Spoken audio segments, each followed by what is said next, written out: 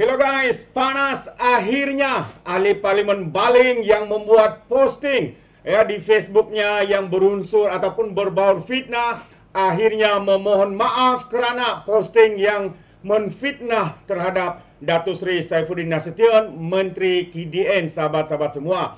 Jadi mungkin anda tertanya-tanya, ya apakah fitnah ini? Ya, ini adalah satu fitnah yang berkaitan kononnya. Ya Saifuddin, Menteri Datuk Seri Saifuddin mengawinkan orang bukan Melayu ataupun bukan Islam, dan perkara ini sudah pun menjadi trending, sudah menjadi viral di media sosial kerana posting yang berbau fitnah daripada MP PAS, daripada ahli parlimen Baling ini. Sahabat-sahabat semua, anda boleh nampak inilah muka dia yang menfitnah itu. Walaupun hari ini beliau mengeluarkan satu kenyataan menafikan kononnya bukan beliau yang memposting posting yang berbau fitnah itu. Jadi sahabat semua, menarik untuk kita ikuti apakah kenyataan daripada pemimpin ataupun ahli parlimen Baling daripada PAS ini yang membuat satu posting posting berbau fitnah terhadap Menteri KDN. So ini dia antara kenyataan beliau. Katanya ahli parlimen Baling pula minta maaf salahkan admin fitnah Salahuddin. Ini antara perkara yang biasa kita dengar sahabat semua. Pemimpin-pemimpin daripada PAS ini seringkali kalau sudah dipost, lepas itu sudah didapati ianya adalah satu tuduhan melampau, ianya adalah satu fitnah, apa yang mereka lakukan? Mereka akan salahkan admin Facebook mereka. Tidak berani bertanggung jawab. Kalau sebelum itu mereka begitu riak sekali untuk menabur fitnah, tetapi apabila perkara itu telah disahkan tidak seperti yang dituduh di fitnah itu, akhirnya mereka salahkan admin mereka. Kesian sungguh sahabat-sahabat semua. Jadi ahli parlimen Baling Hassan Saad memohon maaf susulan video yang dimuat naik di Facebook miliknya dengan persoalan sejak bila pun jadi juru nikah untuk pasangan bukan Islam. Itu antara posting yang dilakukan. Jadi yang dipertua PAS Baling itu mendakwa hantaran beliau itu dilakukan oleh admin atau pentadbir halamannya dan bukan dirinya sendiri. Assalamualaikum, katanya mengambil maklum satu posting video Facebook pada petang semalam telah menimbulkan rasa kurang senang ramai pihak. Ini dijelaskan bahwa posting berkenaan bukanlah dilakukan oleh ahli parlimen Baling, YB Ustadz Hassan Saad, seorang ustadz, tapi oleh seorang admin bertugas. Jadi soalnya, adakah benar posting ini dilakukan oleh admin beliau, atau ianya benar tapi sengaja dilakukan membuat permohonan secara lambat hanya kerana menularkan perkara ini sehingga menusuk kefikiran penyokong-penyokong taksub mereka, dan akhirnya perkara ini sudah pun ditular di media sosial, sahabat-sahabat semua. Jadi justru pihak pengurusan ingin memohon maaf, katanya, atas kekhilafan yang telah berlaku dan akan memastikan perkara sebegini tidak berulang lagi. Ini antara kenyataan mereka, dan saya percaya ini adalah satu modus operandi.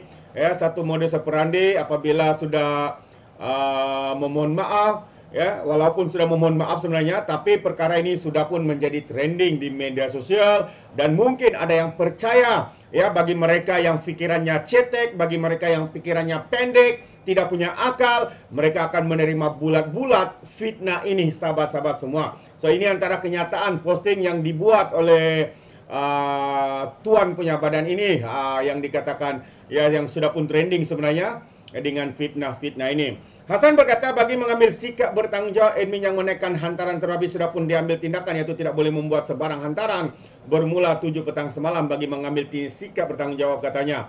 Sekali lagi kami pihak pengurusan mohon maaf atas apa yang berlaku, tambahnya. Hantaran kontroversi tersebut bagaimanapun telah dipadam manakala ruangan Komen Wakil Rakyat PAS itu ditutup. Semalam Hassan memuat naik satu video berkaitan dengan Menteri Dalam Negeri Datuk Seri Saifuddin Nasution yang berdurasi 23 saat. Seiring hantaran itu, beliau mempersoal sejak bila Saifuddin menjadi juru nikah kepada pasangan bukan Islam.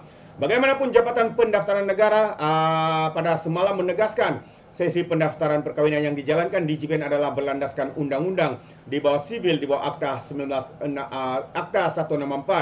JPN berkata proses pendaftaran perkawinan sivil terlebih tidak melibatkan, tidak menyerupai, tidak melambangkan dan tidak dipengaruhi oleh mana-mana ritual keagamaan dan juga adat sesuatu kaum.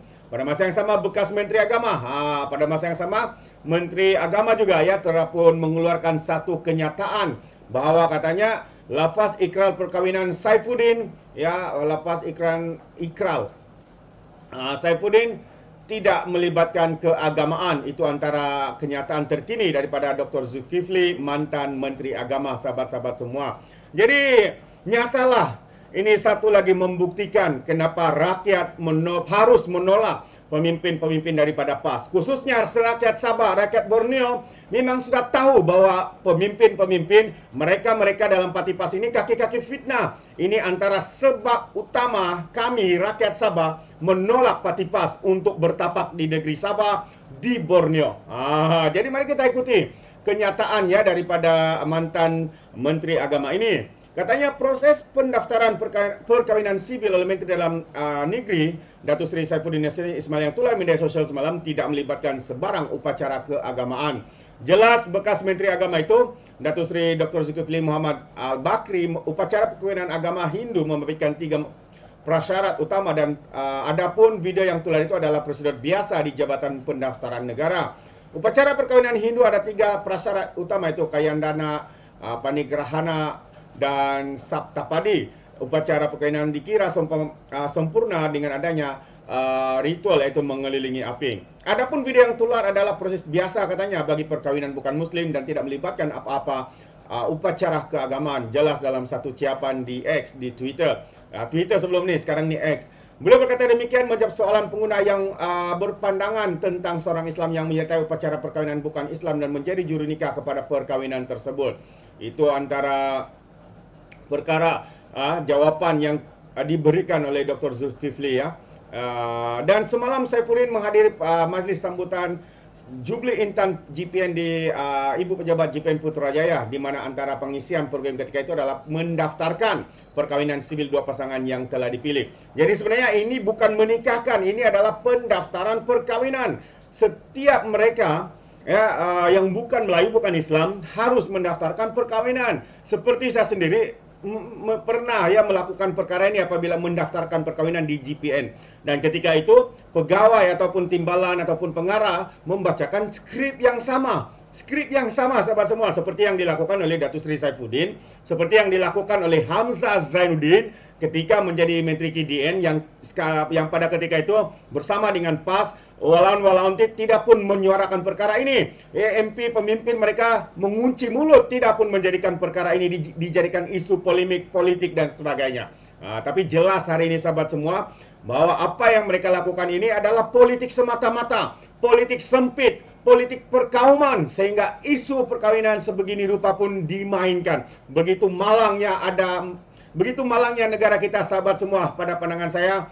Begitu malangnya karena ada pemimpin-pemimpin seperti ini yang mempunyai fikiran yang sempit. Hanya karena politik sanggup melakukan apa sahaja. Sangat-sangat memalukan. Adakah patut pemimpin-pemimpin seperti ini berada di dalam parlimen, dianggap sebagai ahli parlimen, ahli wakil rakyat? Pada hemat saya, inilah contoh jelas terbukti penolakan harus dilakukan, khususnya rakyat Borneo, kepada parti PAS, kepada pemimpin-pemimpin PAS yang sanggup melakukan apa saja demi untuk kepentingan politik, kepentingan pribadi, kepentingan parti mereka, sahabat-sahabat semua. Itu pandangan saya dan kami tegas di Sabah untuk menolak parti PAS. Bagaimana pula dengan pandangan Anda? Adakah Anda setuju atau tidak?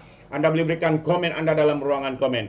Jadi terima kasih. Sampai di sini saja. Izinkan saya untuk mengundurkan diri dan seperti biasa peribahasa mengatakan tapapun kangkap, dua ton keinginan. Dalam bahasa Melayunya, tepuk dada, tanya selera. Sekian daripada Orang Dapat Channel. Saya kita berjumpa lagi. Bye-bye.